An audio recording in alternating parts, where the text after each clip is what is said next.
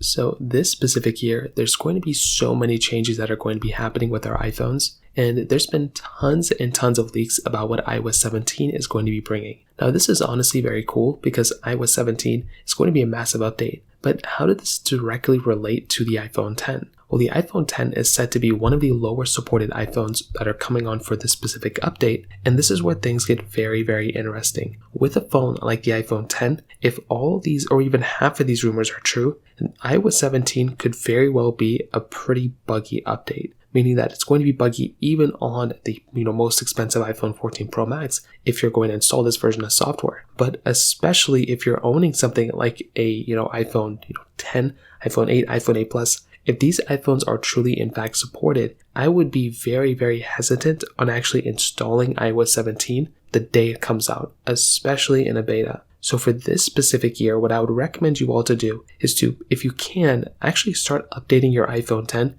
to iOS 16. If you haven't already updated to iOS 16, I would recommend doing that as soon as possible, mostly because iOS 16 has gotten many improvements. It's gotten better throughout time. So it really only makes sense to install a version of software like that rather than actually using something like an iPhone 10 that's still on iOS 15 because it's an outdated phone that already is kind of outdated with software. So that's the very first thing I would recommend doing. However, on top of that, when September time comes around and we basically have to go ahead and essentially install the latest version of software on our phone, I would be very, very hesitant yet again of installing any version of software on this iPhone that is beyond iOS 16. I would recommend staying on iOS 16 for as long as possible on these specific older phones, because if you have an iPhone 10, even like an iPhone 10s or iPhone 10R, those phones basically are not, they're not the first in mind. When Apple's making iOS 17, they're not thinking about, oh, how is this going to hold up on the iPhone 10? They're thinking about how is this going to hold up on the iPhone 11, iPhone 12, iPhone 14 Pro,